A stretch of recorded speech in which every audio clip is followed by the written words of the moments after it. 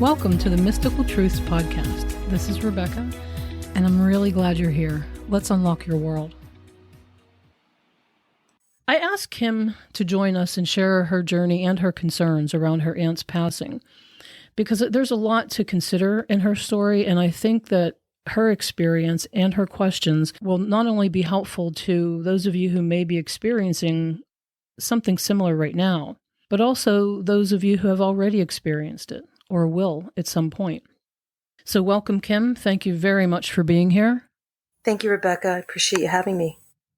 When you first reached out to me, it was about the concerns that you had around your aunt's passing, but also the guilt and the unsureness about some of it. So take us to where that started, especially like where your concerns started. What made you reach out to me and say, help? There were some things that had occurred during my aunt's transition period. There were some things that I just needed to have reassurance of. I was her medical power of attorney, and I had to make a lot of medical decisions for her in the end. And you're never sure. Like, there's no go-to book that you can make the right decision. So you do what you can, knowing what you have at the time. So when she passed on, I was concerned. I felt horribly guilty that maybe I made some of the wrong decisions. Some things had occurred that I think there were messages to me that said, no, you didn't. And I just wanted clarification and reassurance on that. You're definitely not the only one, or even just one of few, that has not only been through the experience, but had those questions, and had those concerns. Let's go backwards a little bit. This is about your aunt, who was how old when she was passing? She was 89 and a half. She was almost 90. And like you said, you were her main caretaker, the decision maker. Mm-hmm. And why was it just you? Why were you this is your aunt? So it wasn't your mother, your father? It was my mother's sister. And to understand someone's death, you kind of have to understand their life. Is it okay if I go back and just tell you a little bit about her life and how things came to be? Absolutely. Is that okay? Yeah, please do. So she grew up very poor. She grew up, her dad worked, but they still didn't have a lot of money. She was the oldest of a large sibling group. And this was a time when they didn't have like support services, like welfare or food stamps. And so oftentimes they went hungry. They would have one meal a day. And when I say meal, I don't mean like a big, huge meal. I mean like a sandwich kind of thing. Her parents were very physically abusive to all of their children. Her father was sexually abusive to her and all of his daughters. And that was confirmed by all the siblings. So she grew up really having a hard, tough life. She was Catholic her whole life. Her faith was very, very important to her. And that comes into play, later when she passed. She would go to church every Sunday. She would pray the rosary every day. She would go to Bible study once a week. But she wasn't like the kind of person that was like, well, this is the right way. You have to do what I do. It was just that Catholicism resonated with her. So that's what she did. But, she ended up marrying a Jewish man. Her daughter followed Buddhist teachings, and she was fine with all of that. She was like, what works for you, was fine with her. So when she got older, I said she was like very hungry, and they were growing up. They barely had enough food.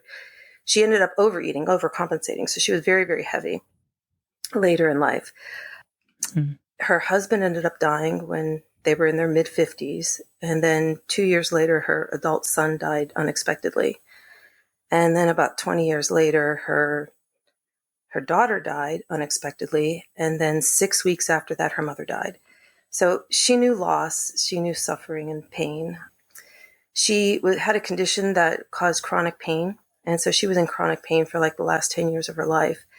And in her 70s, she decided that one of the things that would help with the pain, and at least help deter the progression of her condition, was if she lost weight.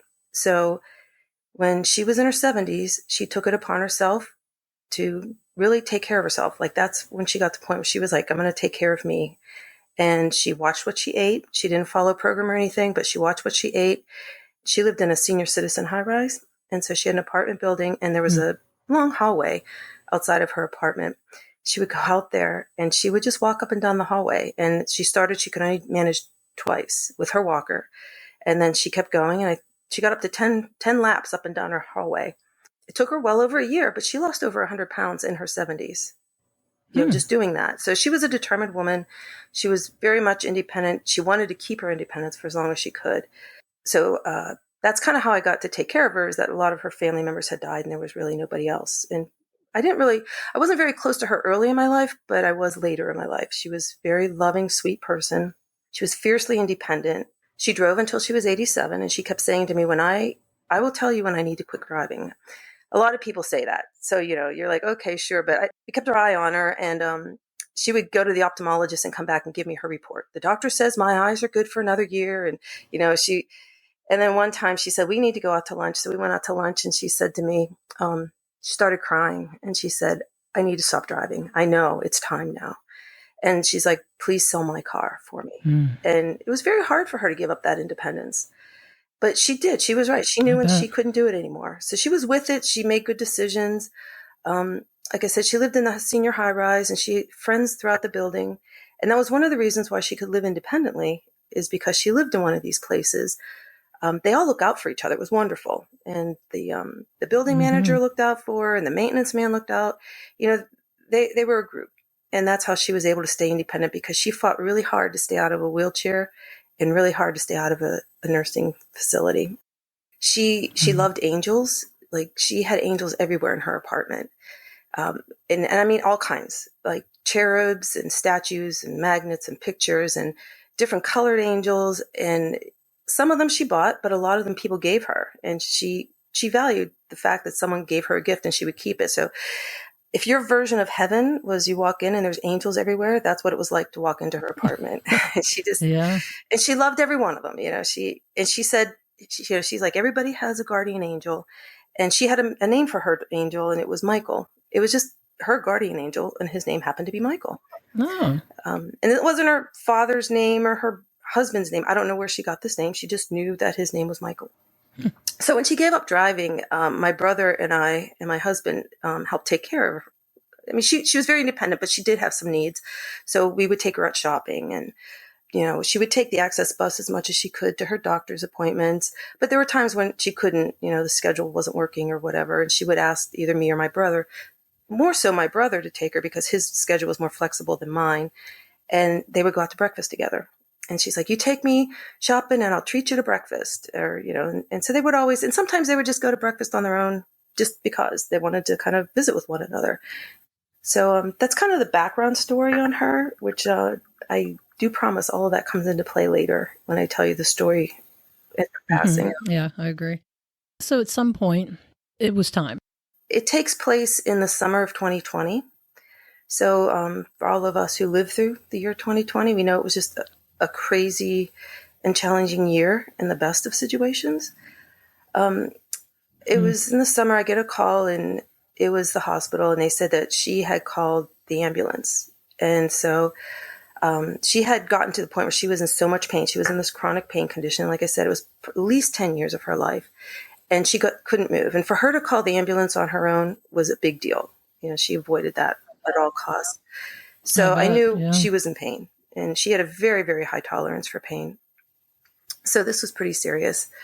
So at the time in 2020, I mean, we're at the height of the pandemic at this point. They only could have one caregiver per patient. They were very stringent on the rules. I was an emergency contact person. So they called me, and I go down, and they were trying to get a handle on her pain.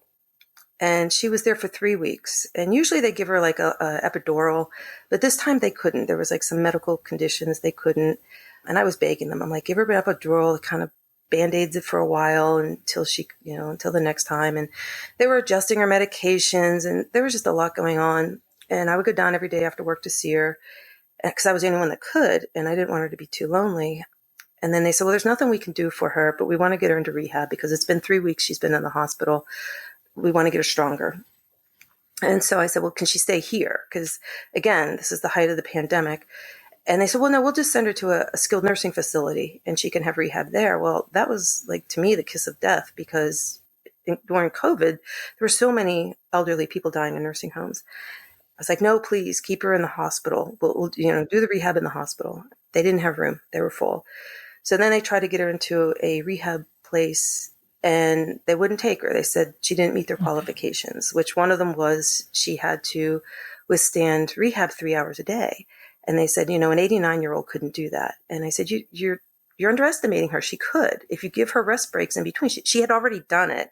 She had fallen and broken her hip like 3 years earlier and had rehabbed that. Like she could have. Wow. Sometimes I think we don't give elderly people enough credit for what they can do, but they said, we'll get her into a skilled nursing facility. And I was terrified to do that. And I found one where they had such stringent measures. I felt like I was putting her into solitary confinement, but I knew and felt that she would be safe. When she first got admitted, they put her in basically isolation for 3 days until her COVID test came back. Even though she had tested negative at the hospital, they were like, no, we're doing our own. We have to keep everybody safe. And to their credit, they did not have any deaths. And so I felt safe leaving her there, even though I felt like I was putting her in solitary confinement. I couldn't visit her. Nobody could visit her. But it was a hard time. It was the pandemic. So she was there for a week, and we called her, and, her siblings, most of them were out of town. They would call her, they would mail her. Throughout this whole ordeal, even when she was in the hospital, they were mailing her cards, and we were calling her and, trying to keep her spirits up and letting her know she wasn't alone. Their rehab place was like off from the actual nursing home place. They had like a separate building. So that was another reason why I felt safe putting her there. So she was there about a week, and it was Thursday. I had like a conference call with everybody, and they were sending her home on Monday. She was going to go back to her apartment, and because they felt she was okay enough and independent enough, we were getting her a different bed because the bed she had was too high. It was too hard for her to get in and out of with her pain. And so we were making all these plans and arrangements for her to go to her apartment. On Thursday, we had this meeting. Well, Saturday morning, I get this phone call from the nursing home, and they said that she had fallen trying to get out of bed, and she seemed to be fine. She denied being hurt or anything, but since she was on blood thinners, they wanted, as a precautionary measure, to send her to the hospital to make sure, she didn't hit her head or anything. They said, but she's fine. Sure. And I said, what hospital are you taking her to? And they told me. I said, okay, thanks. And I got up and I trotted off to the hospital. I was like, oh, I get to see her. I'll get to visit with her. So I get to the emergency room, and they had me put on, like, we call them bunny suits. And, they cover everything over what you already have. And they give you a mask, and the mask had the screen, the face shield on it. And, you're like, it's like a self-containment kind of thing. And they bring me back, and they had me sit into the room. She wasn't there yet. She was getting her CT scan done. And so I was sitting there waiting, and everything seemed fine. Nothing seemed amiss. And they bring her back. They wheel her in, and she kind of looks at me. She looks kind of like startled to see somebody sitting there. And she kind of looks at me, and she goes, is that you, Kim? And I said, yeah, it's me. So she recognized me, even in all this paraphernalia I had on because of the COVID situation. She knew who I was. And I was like, yeah. She goes, oh, why did they call you? She goes, they shouldn't have bothered you. Like, she never wanted to be a bother to anybody.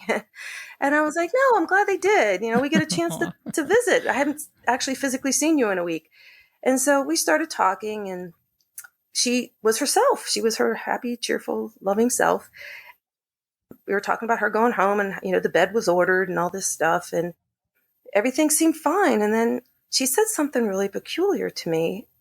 Out of the blue, she goes, we have to talk to the doctor about these hallucinations I've been having. And it kind of took me back. I'm like, what are you talking about? She says, well, I've been hallucinating, and we need to let the doctor know and see what she can do. And I was like, how long has this been going on? And she, very matter of fact, like, oh yes, this is another medical condition I'm having. We have to take care of it. And I was like, how long has these hallucinations been going on? And she said, oh, like probably 2 or 3 days. And I go, well, what are you seeing? And she said, people. And I'm like, you're seeing people, that's it? And she goes, yeah. And I go, well, what are they doing? And she's like, they're just sitting around. They're standing around. And I was sitting on the left side of her bed. She goes, like right now. And she turns over to the right, and she looks to the right side of her bed. She goes, there's a man standing there. I know he's not there, but I can see him. And I looked at the right side of the bed, and it was just her and I in the room. And I said, well, what's he doing? And she said, he's just standing there. And I go, what does he look like? And she said, he's a young man. He's tall and thin. He has dark hair, and he's wearing a green suit. And she's looking at that spot, like she's looking at something and describing it to me in detail. And I'm looking at the same spot, and I'm not seeing anybody. I was like, okay, well, they did a lot of medication adjustments in this past month. So maybe your medications are having some kind of a weird side effect. We'll be sure we'll let the doctor know when she gets back. She was okay. And then that was the end of the conversation. It was very matter of fact and very, So we continued talking, and nothing was amiss. She was very coherent. We talked for probably another 20 minutes, and then the doctor asked if she could see me. And she pulls me outside the room. Excuse me. And she says, and the doctor pulls me outside the room, and she says, we have a very sick lady here. And I'm thinking, she looked fine to me. She acted fine. What do you mean she's sick? And she said she had a bacterial infection that had become systemic, and it was pretty bad. And she said she really only has about 10 to 48 hours left to live. And that just threw me. I mean, pulled the rug out from under me, because we were planning on sending her home in 48 hours. And you're telling me she's not even going to be alive in 48 hours? I was like, what? That was hard to wrap my head around. I'm like, and so obviously, as soon as she told me that, everything else I had forgotten about. And and the doctor's like, don't worry. We're going to put her in hospice. We're going to take care of her. We're going to make her very comfortable. I'm going to send her back to the nursing home and put her in hospice. And I lost it. I was like, you can't do that. You send her back to the nursing home. They won't let me visit her. She'll be alone. I'm like, I can't let her die alone. I just, I started panicking. I was sobbing. I was hysterical. And the doctor, God bless her, she was so sweet. She was like, okay. She's like, when I explained to her the situation, she's like, give me some time to think about this. So she goes, go be with your aunt, and I'm going to figure something out. And I said, I can't tell her what's going on. She's like, no, that's my job, not yours. She's like, just try to keep calm and go sit with her, and I'll let you know when I have a plan. So I did that as best I could. I got myself together. And then the doctor came back, and she told me, I'm going to admit her to the hospital for observation. And then once she's admitted in the hospital, then I'm going to transfer her to hospice, because at least if she's in the hospital, you can get in to see her. And I was so grateful to her, this doctor. I was like, I couldn't thank her enough. She was like truly an angel that day. I was like, oh, what a blessing it was for have a doctor that was so understanding and caring. And then the nurse comes over to me, and she said, the patients need support people, but support people need support people too. She said, call your husband and get him here. And I don't care what the rules are. I'm going to let him back, which was very sweet. Another sweet, angelic person that day. Wow. So I called my husband, and he immediately he was like blown away. He's like, what are you talking about? He's like, she was going home. Like, it was just so hard to comprehend. So I called my husband. He was on his way to the hospital, and I called my brother. And I told him what was going on. And he said, he's like, well, your husband's with you, right? And I said, no. He's like, what do you mean? I'm like, it's COVID. They don't allow anybody in the hospital. I had to be here by myself. And so he's like, I'm on my way. And I said, good. I said, stop and get a hot fudge sundae on your way, because my aunt loved ice cream and she loved chocolate, and she had given it up for many, many years because she had been trying to lose weight and take care of herself. And I was like, diet be damned at this point. Get her ice cream cone, So, and me not thinking, it's 9:30 in the morning, and here I'm telling my brother, don't get to the hospital until you get a hot fudge sundae. You have to come with that. And somehow he found a place that was open that had ice cream at 10 o'clock in the morning by the time he got to the hospital. So they allowed us to go in one at a time to be with her as they were putting her in, admitting her. And he took the ice cream into her, and he said it was the funniest thing ever. She was like a little kid, with their first ice cream cone. She had it slobbered all over her, and she was literally giddy about it. And the doctor had told her everything. The doctor told her. So she was fully aware what was happening. Aww. So she gets in the hospital, and under the hospice's rules and regulations at the time, you could have 3 people that were allowed to go visit her, but only 2 at a time. So there was the 3 of us. It was me and my husband and my brother, but we could only go in at 2 at a time. I got into the calling everybody, telling everybody. And I have to say, my aunt was very independent in the fact that she knew it was hard. And so she had everything done before, like years before she passed. She had purchased, she'd gone to the funeral home, and she paid to have her cremation already taken care of. She had a legal pad of instructions for me on what to do after she passed, where to scatter her ashes, a list of people's names with phone numbers to call to let her know she passed, a list of special angels that she had, which one went to her best friend, which one went to her sister. And she kept saying to me, just follow the list I have written down. That's all you need to do. I know this is hard, but I'm trying to make it as easy for you as I can. I started calling the people that I knew would want to talk to her. And they obviously, I wanted to say goodbye to her. So once she got settled, I thought we had 10 hours. So I'm like, oh my God, I don't know how much time we have. And I don't know how much time until she starts losing consciousness. So I was like, okay, we got to get all this done. Cause, like I said, I'm a very goal oriented, check the boxes kind of person. So, I got her to talk to all her siblings and, but we had to do it in time. Like she needed time in between each person because she needed to also, like she said to me, I can't bear to listen to them cry. I think it was hard for her. And so like she would talk to one person and then we would have to wait a good point of time. And then she would talk to the next one. And she told every one of her siblings, and I admire her so much for this. She said, I want you to know, I forgive our dad. I forgive him. And when I get to heaven, I'm going to give him a hug. And she didn't say to them, they have to forgive him too. She just said, This is me. I've worked for years to forgive him. And I have. Mm-hmm. And her one sibling was like, you're not going to give him a hug when you get to heaven. And she goes, don't tell me what I'm going to do. And she goes, you're not going to be able to find him. He's not there. He's in the other place. Yeah. Well, so, everybody's in their own place. But I just thought that was pretty big of her. And she had already made peace with her mother. Her mother had lived a lot longer than her dad, and they had made peace before her mother died. But I know this was an issue with her dad, and it was important to her to let people know how she felt about everything. Sure. So she had talked to everybody, and then I was like, okay, she's Catholic. She needs to have a priest. She has to get her last rites, So I talked to the hospice people. I'm like, I need a priest in here. I need him right away. I don't know how much longer she has. We were under the gun. And they said, we don't really have a priest, but we have a minister. And I said, I don't care. Any port in a storm, I'll take it. And so they're going, we'll work on getting this minister here. I had called her parish and the priest wasn't available. And I left a message and I kept saying, please, if you have any priest, please, send them out. She needs her last rites. They said she has between 10 and 48 hours to live. I don't know how much longer we have, please, it's an emergency. And so I kept calling and leaving messages with them.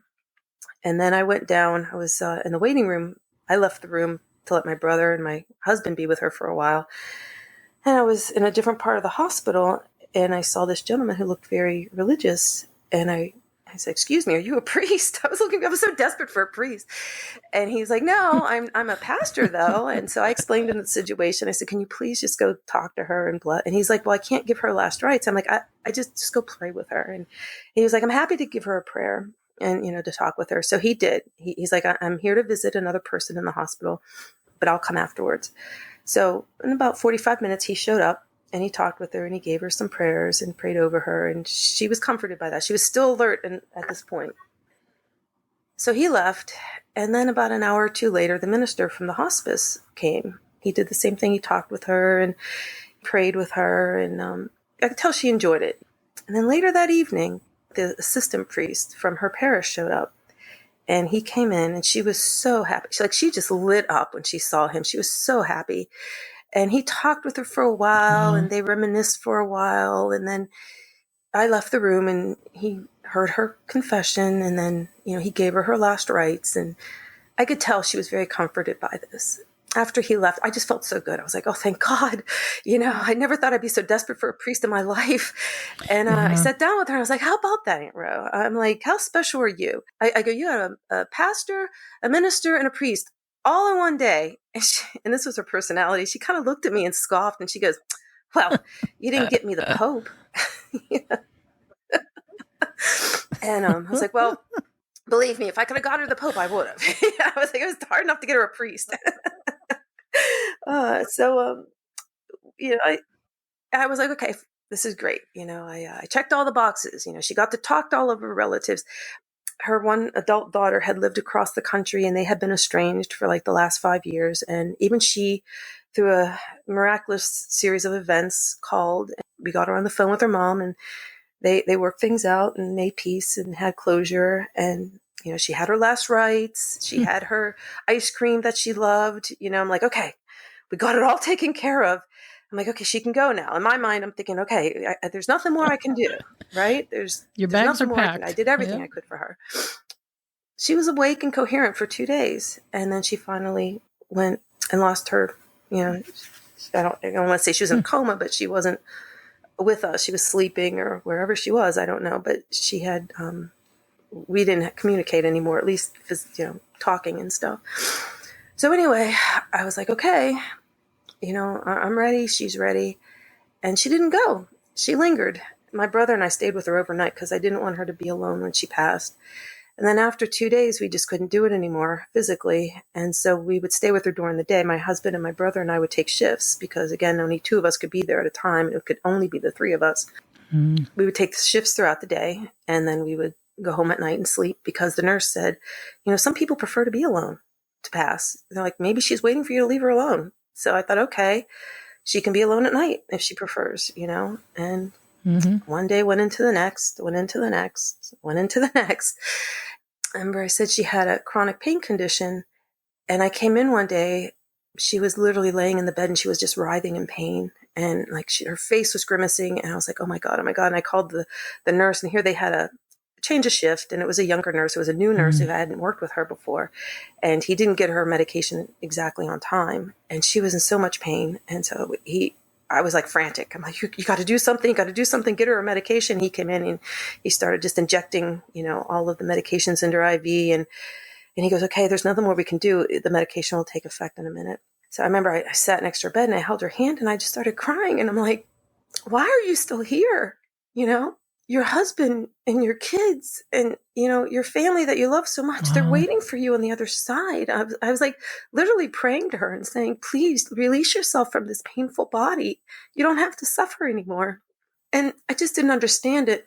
The medicine kicked in and she calmed down, and she lasted another day. And then, one of the things that I forgot to mention earlier is when she was still cognizant and talking with us, she would tell us that her husband was across the room. She's like, do you see him over there? And I was like, oh, where is he? And she's like, he's sitting right over there. I go, what's he doing? She goes, no, he's just sitting there waiting.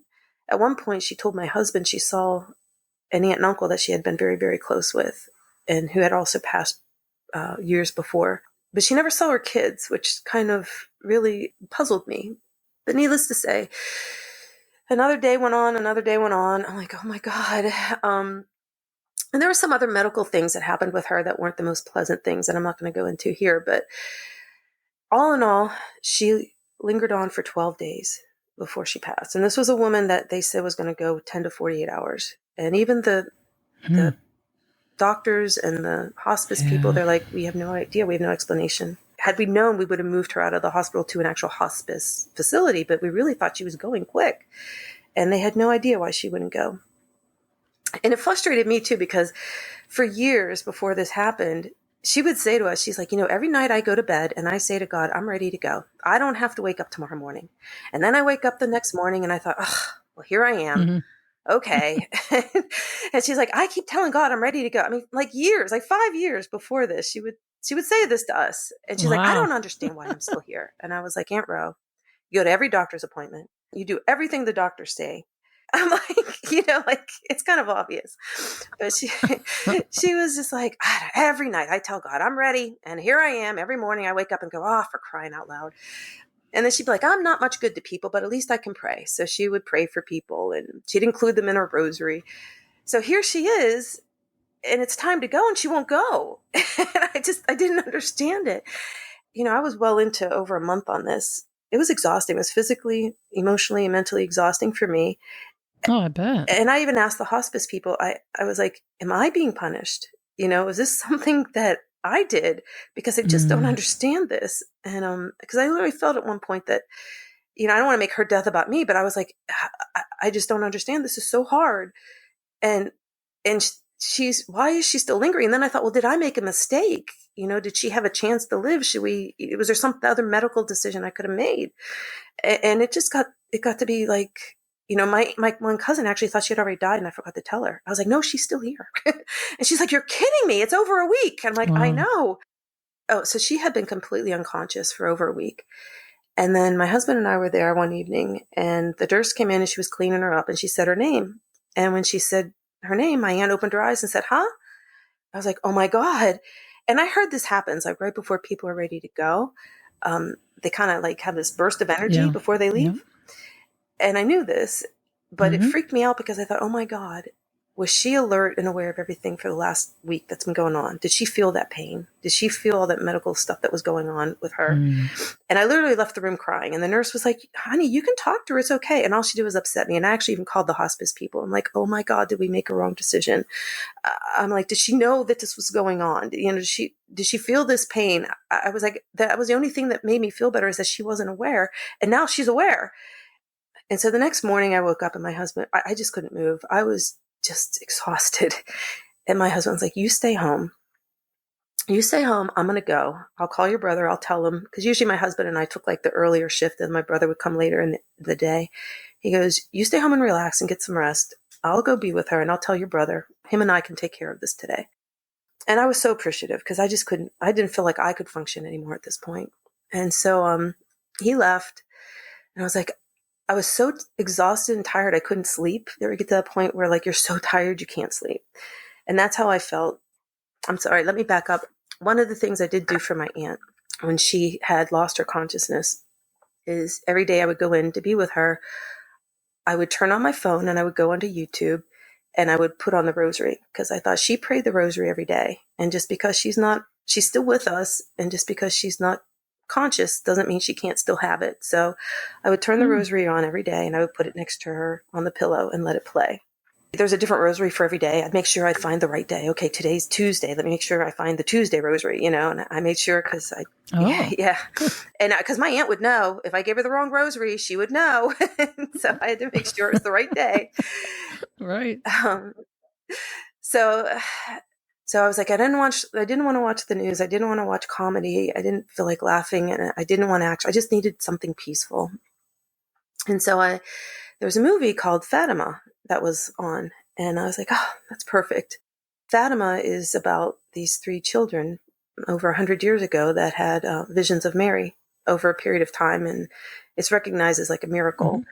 And Mary told them to pray the rosary, ironically, for this situation. So I'm laying there and I'm watching this movie about the rosary and Fatima and Mary. In the meantime, my husband called my brother, and my brother said, okay. He's like, I'll come over early and stay with you. And he said, I'll be there in a bit. So he took a shower and then he started going to the hospital, and he said he was hungry. He hadn't had a chance to eat yet. So he stopped at one of the diners that him and my aunt used to go to a lot, one of their favorite. And he had breakfast, and my husband was sitting with her, and it's okay. Take your time. He was with her when she took her last breath. And he had never been in that situation before, and he was worried. He didn't know what to do, and he just was quiet because he heard like, you can call them back. And he's like, I didn't want to do that. So I just sat there quietly, and he saw she had a prayer book on her nighttime table. And so he picked it up and he opened up to the book to whatever prayer, and he said it. And then he went and got the nurse and said, I think she's gone. And he said, I'm not Catholic. And he's like, I didn't know what to do. I've never been with someone that they passed before. And he goes, I don't know if I did the right thing. And I was like, what you did was perfect. It was absolutely perfect. And I think that's how she kind of wanted it. My brother was having breakfast at a diner that they frequented, and he associated with her. And I was watching a movie about a rosary, and she adored my husband, and he was the one that was with her when she passed. So interestingly enough, it was right at this point in the conversation that I started to receive loud feedback in my headset. So I had to stop our conversation so I could figure out what to do about that, which took a while. But I thought it was perfectly placed because it gave Kim an opportunity to come out of such an emotional moment and find some relief. So I recorded this and I inserted it into the episode so that you could understand how interestingly timed that was. And I'm sure that was help from her Aunt Ro and probably many others. And I also wanted to let you know that we're going to go from a very tender moment right into conversation between the two of us. So here we go.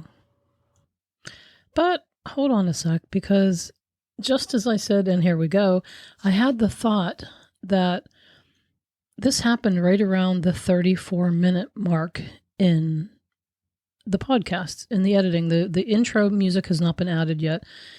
So I texted Kim and I said, by any chance, does the number 34 or 3401, 3402, because it's 34 minutes, 1 second, 2 second, mean anything to you and your aunt?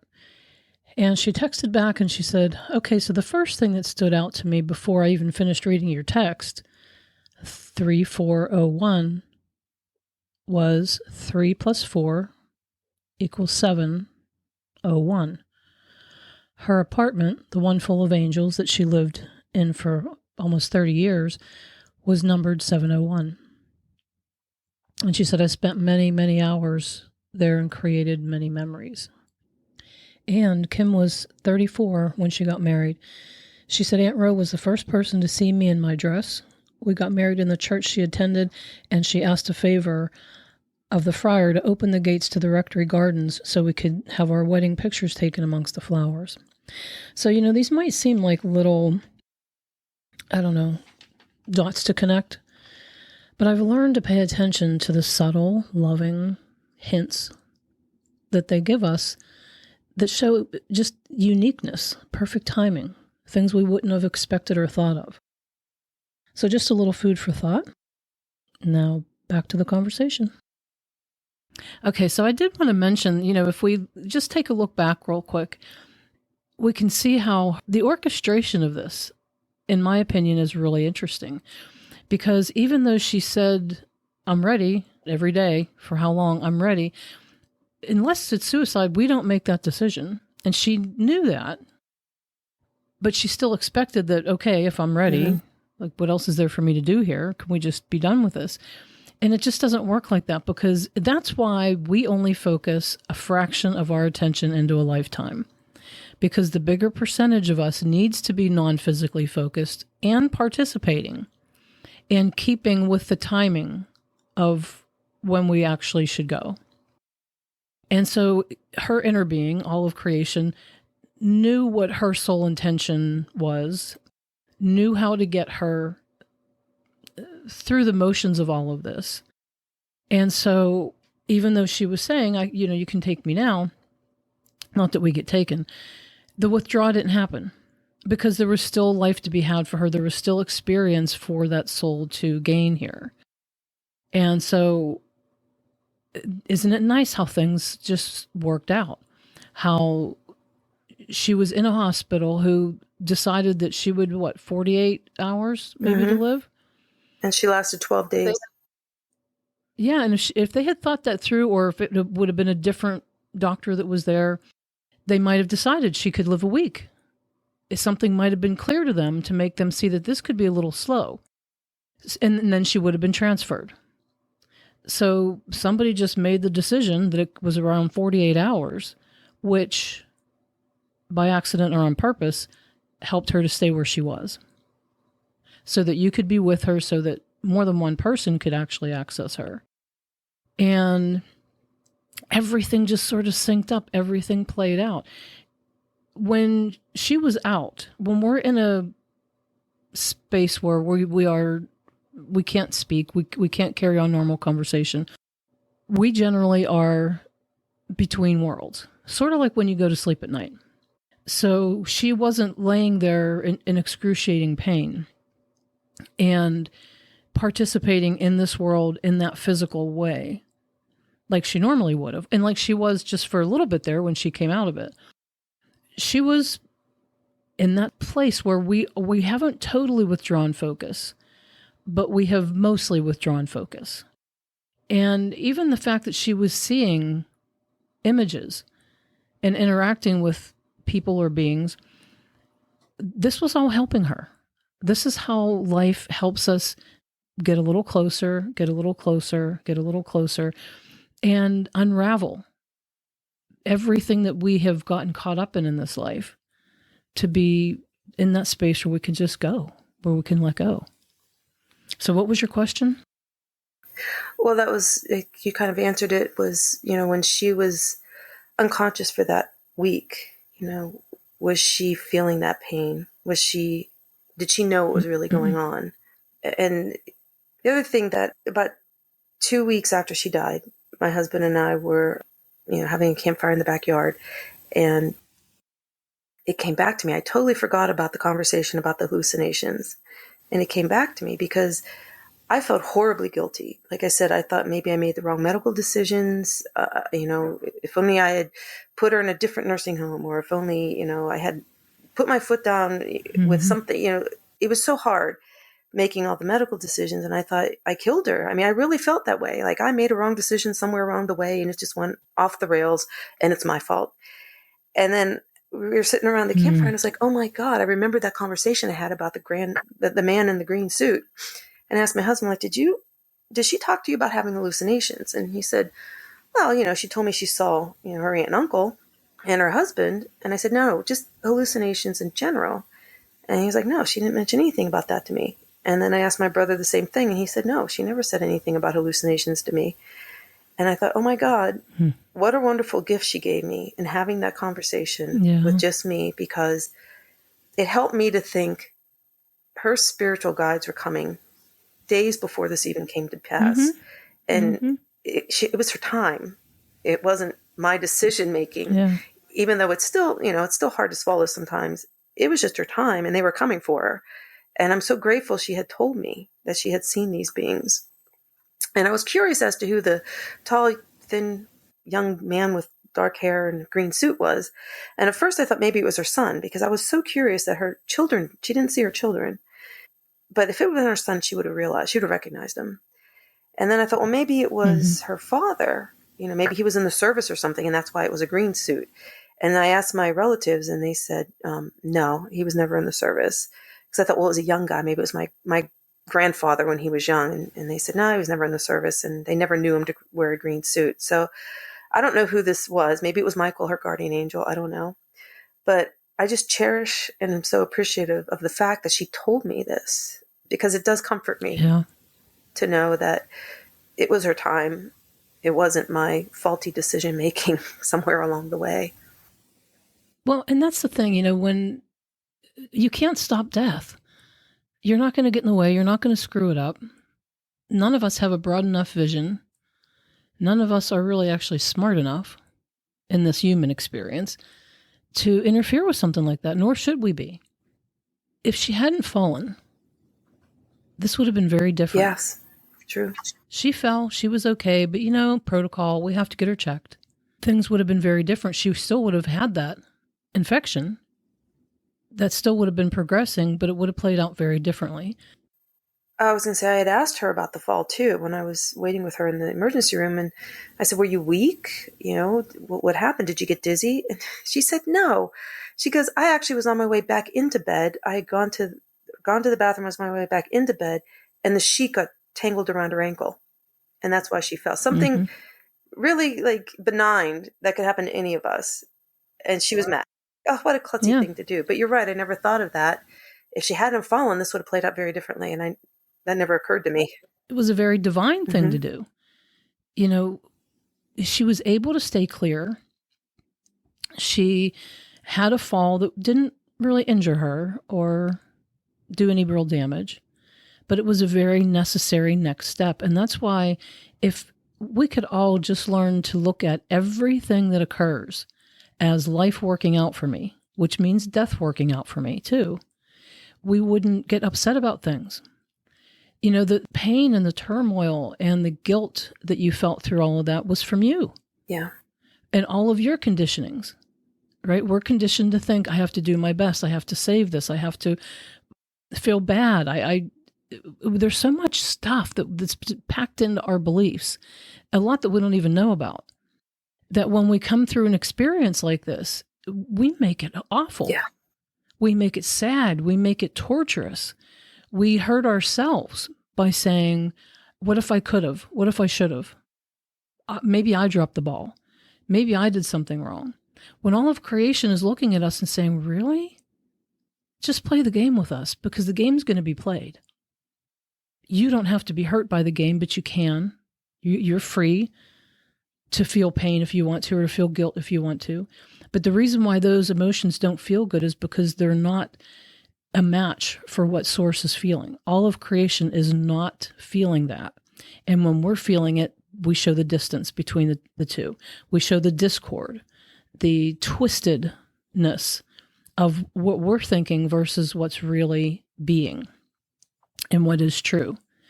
So what was true the whole way along was, sure, in her mind, she was good to go. She could go at any time. But her broader self, her inner workings, knew that there was just more. There was more. And there's a beautiful orchestration that can happen here that didn't just work for her. It's working for you, and it's going to work for other people that hear this story. Like you said, she loved to help people, so she's in on this. Yes, definitely. Right? She's helping this to happen. And isn't it funny how things just ripple out? So she had people there to care for her. She was able to wrap up some loose ends. You guys were kind enough to stick with her religious beliefs. You didn't have to do that. But you did it because, you did it for her. You did it because you knew that was important to her. That helped that flow happen. You even played the rosary for her when you didn't even know she could hear it. But the energy of it was still there. So as her body was there, the energy of her body was sensing that. The energy of her soul was being helped to, like I explained to you before, many people take life so seriously and get so real here that it's like having your claws dug in deep and you're holding on tight. And even though you say, God, you can take me tonight because I don't really have a whole lot going on, that's not going to happen.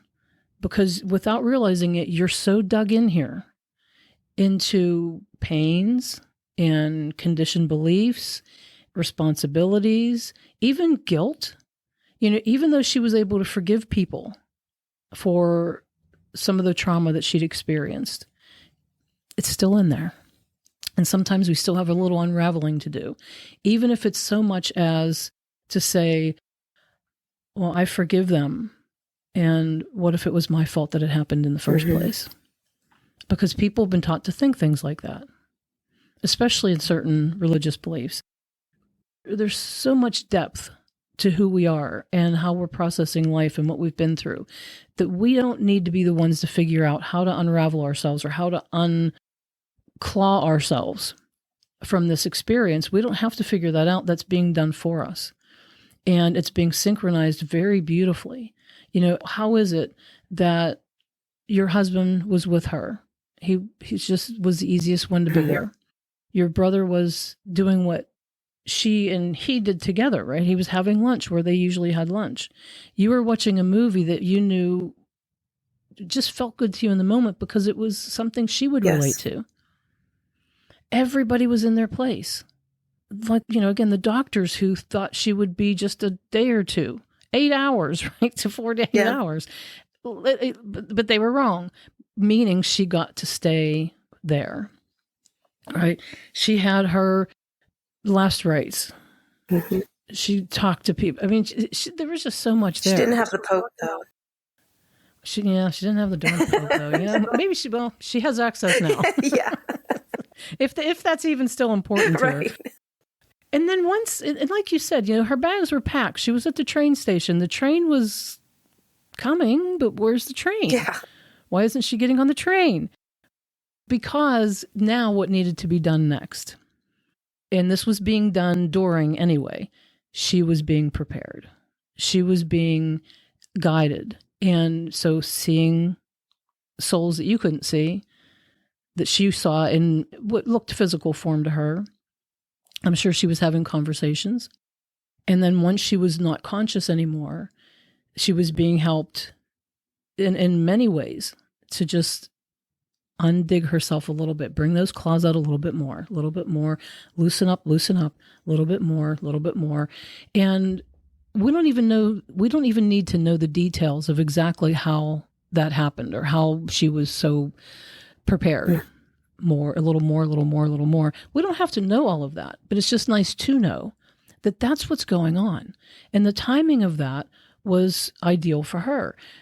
For you, it looked like torture. It did. It looked like, why are you keeping yourself here when you're in all of this pain? What else can we do to make this better for you?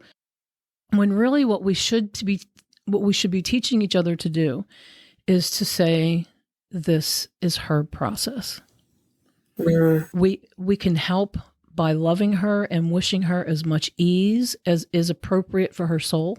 We're not required to suffer, but we do it all the time. A lot of people do it all the time because we have free will. So how do we help? Because we can't fix that. It's not broken. But we can help by just thinking thoughts even of, I love you, and I just, whatever the best version of this is for you, is where my heart's at. Because I don't know enough to know exactly what is the best version for you as a soul. That's true. It's true. Because none of us are being punished through any of this. There's no such thing as a punishment or a reward system here. It's just what we are, as a soul, wanting to experience, the lenses we want to look through. And as a human, this part of the soul, what we're calling in. And it's going to be different for everybody. There may be, she's not the only person that went through an unconscious period and then passed, but she went through it in her unique way. No other soul, no other human being that will die or has died the exact same way she has. The details are always specific and uniquely brought together for each individual person / soul. And it's always it's a beautiful thing. It's like an orchestration that if you just stand back a little bit and you get that broader view, you start to pick up on it and you start to realize that, wow, that was perfectly placed. This was perfectly placed. Even the fact that you got so caught up in it that you kind of forgot about the delusions, so to speak, that she thought she was having, that you remembered. She helps you remember that. So here you are having a nice we get inspirations when we're being easy. So there you are around a fire with your husband, just being easy. And oh, by the way, the people that she saw. Oh yeah, that's right. That was her reminding you. Now's a good time for you to remember that. Yeah, that was perfect timing. Even so much so that, you were feeling guilty and sad and all sorts of things about it that are painful and unknowingly unnecessary, but people are so conditioned that's just, it happens. But what did you do? You sat with it for a little bit and then you asked, right? You reached out to me and you said, so, but what do I do with this? Like, I don't think I should feel guilty, but I do feel guilty. I don't know if I called the wrong shots, but I don't think I did. Like, it just leaves us in this confused state of, am I getting this right? Did I get it right? Did I do something wrong?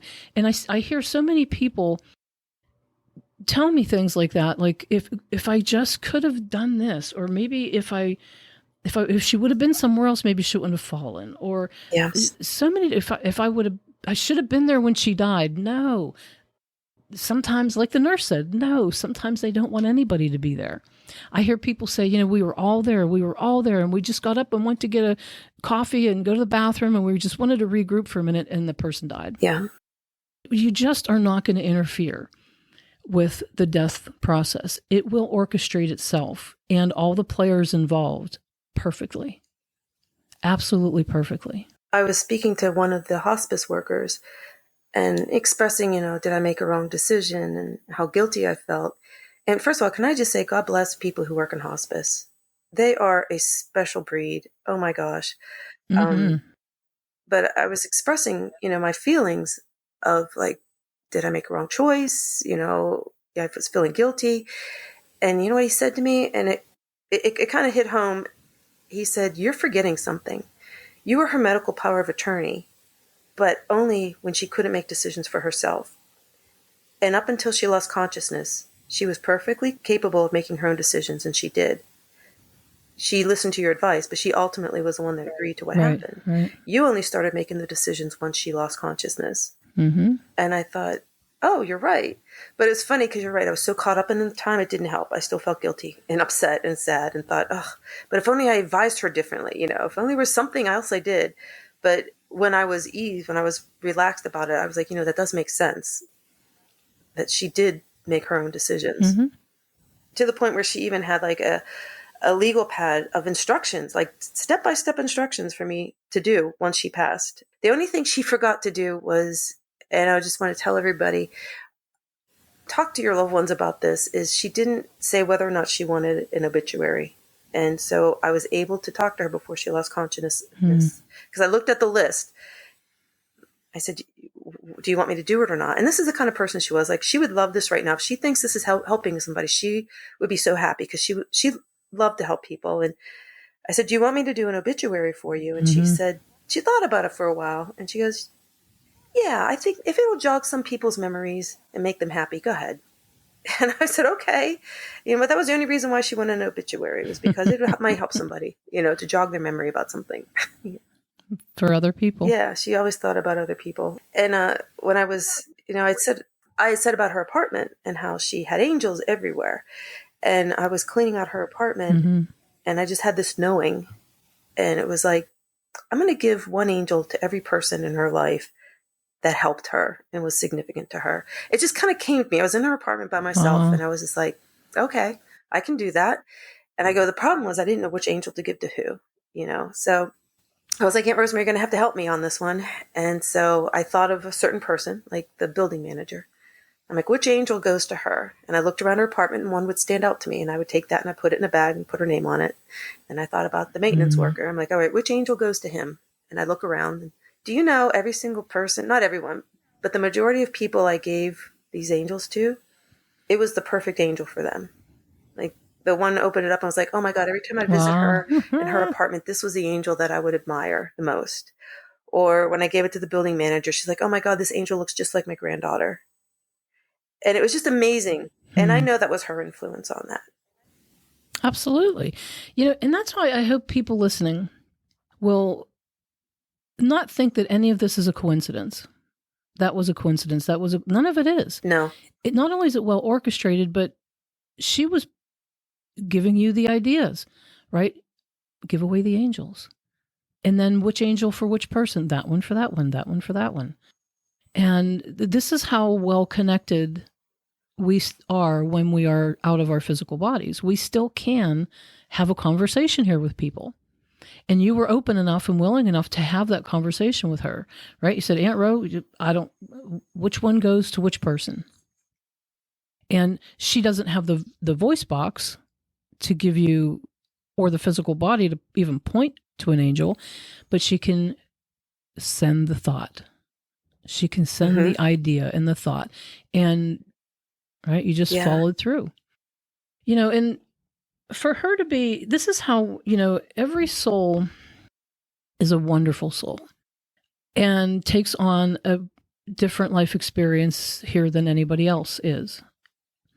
And even though her and her siblings experienced very similar abuses in their childhood and the starvation and all of that, they all handled it differently, didn't they? Yes. Yes, they did. Very differently. Like you said, she had a loving heart. She found ways over the years to forgive and to let go as best she could. But there's still a whole lot in there, between the hard times that people go through. And then you put on the sort of the religious conditionings that can be confining on top of that. And then you've just got a lot going on in this world, and a lot of opinions and a lot of different things that everybody deals with. No wonder she couldn't just say, okay, I'm going to go to sleep now and be done with this life.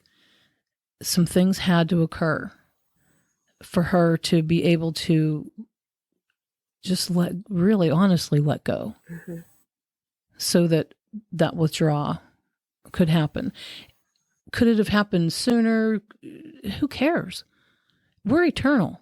There's no rush. So was it delayed because she had to let go of all the traumas? There's no delay. There's just a process, and the process just ebbs and flows with us. And it just ebbs and flows. I don't think that we have there may be, but I don't think across the board we have one specific time and date of death. I think it's an ebb and flow. And it's always a perfect synchronistic orchestra or process that, if people will, like I said, listen to this and see the things that are so plainly there, maybe we'll all get easier about the death process. Mm-hmm. Maybe we won't feel so sad. We're always going to have that. Maybe not, I shouldn't say always because it locks us in, but for now, a lot of us are going to have that moment or moments where we just have to wrap our head around it. I was so used to having you here physically. It's weird not to have you here now. Mm-hmm. That's going to happen. We are used to having certain people around us, and we do think it's just going to go on forever. And when it doesn't, it can take us a second or several to just get used to the weirdness and the differentness of that person just not being physical anymore. But the more we understand that they're not dead just means you leave your physical body or you withdraw your focus from your physical body. Once we really get that, it won't be such a sad experience. We'll still have that, like I have to get used to you not being here physically anymore. However, this is a beautiful process. Let's go through this together. Let's make this as easy on all of us as we possibly can. The better we get at that, the more we will be able to just fall asleep and leave our physical experience. The more we'll be able to have the easier transitions. So, it just takes that trust in God or source or the divine, the trust in knowing that everything is always working out for every single one of us. And it works out quicker and smoother and sweeter when we play nicer with it, when we get easy about it, when we let go of all that stuff, that heavy stuff, and know that everything is beautifully dancing with everything else. And the more we see that, the more we get those insights.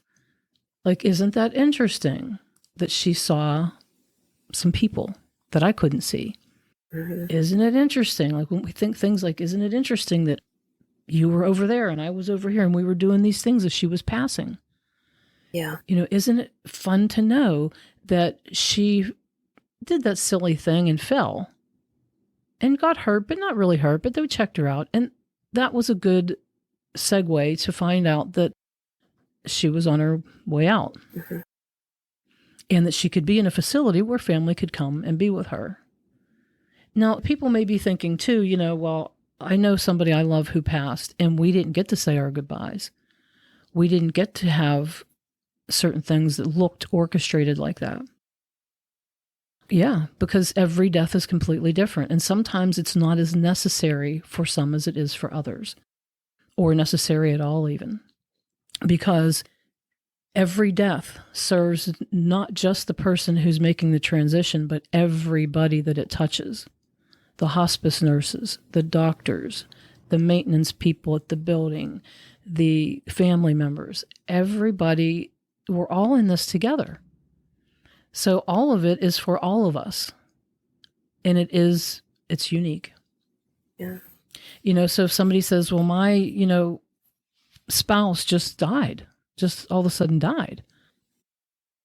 If we learn to back up a little bit and look at it from a broader perspective, we will be able to see how well that's serving everybody in it. It's hard to see it when you're close up thinking it's bad. But when we loosen up and we think, okay, where is the honey in this? Where's the benefit in this? Where's the even joy in this for all of us? That's when you start to see it. And that's what you've been able to do, is to just back up a little bit and look at it from that broader perspective and see that was really beautifully orchestrated. And it was specific for each one of you. And now every death you think about or experience with other people is going to be easier. Yeah. Yeah. I just thought it was pretty amazing, the synchronicity of it, that I was watching a movie about the rosary and my brother was having breakfast at a diner that they frequented. And then My husband was the most calm and peaceful one to be with at the time. And maybe it was just, it couldn't have been more perfect on that final day. It was just very difficult and hard leading up to that final day. And, we can do this with every death experience. We can find the honey in every death experience for those who are willing to, or curious enough to want to look for it. Because, like I said, death does not have to be this big horrid experience that people have made it out to be. It's actually, if you think about it, a soul completing an experience. Like, I went there, I did that, and wow, now what? Not like it's over. Now what? What's the continuation now? If we can look at it that way, it's refreshing. Like, to think about, even, people say things like, oh, that person was in so much pain, and, so I'm glad that she's not in pain anymore, and, so there's that, but I'm still really sad that she went. If we would stop for a minute and think, well, no, actually, it's okay. I'm allowed to say that out loud. I'm really happy that she went. I'm really happy that this experience is done for her. And I was. None of us wanted to come here forever. And so when we get easy about anything in life, it gets easier. It's that simple. I just wanted to let you know, about 6 weeks after she had passed, I was going to work and I was getting in my car and there was a feather on my windshield. And it wasn't like trapped under the windshield wiper or anything. It was just laying literally right in the center of my windshield. And I thought, oh, and I got in the car and that's when I noticed it, because it was literally my vision to drive. Not completely occluding it, but it was right there in my face. And I was like, it'll just blow away once I start driving. I'm not getting back out of the car. I got to get to work. So I turned the car on. I start driving down my street, and I was going like 10 miles an hour. And the feather stayed there. It didn't move. And like I said, it wasn't stuck with anything. And I thought, well, that's kind of odd, but it'll blow off soon, because I made my turn and I was going down a street that was like 35 miles an hour. And it stayed. It didn't go. And I was like, this is really odd. I'm going fast. It's a feather. It should blow away. Leaves blow off your car, no problem, all the time. And I went about a mile and I started laughing. And I literally said out loud, I said, okay, Aunt Ro, I know you're still with me. I said, thank you for sending me this signal, or this sign, to let me know that. And no sooner did I say that, I swear, the feather just kind of pulled up. It did a little loop-de-loop kind of thing like on Forrest Gump. And instead of blowing off to the side, it just shot straight up. And it was gone.